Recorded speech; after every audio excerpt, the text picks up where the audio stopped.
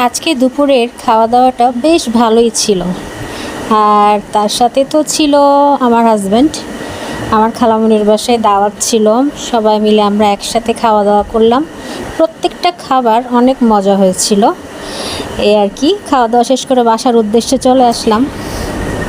4 দিন আরাম করে আসার পর এসে শুনি কাজের আপা জ্বর হয়েছে। দেখেন কাজে নজর লাগলো, নজরে নজরে এখন আমার সব কাজ এখন আমাকে করতে হবে।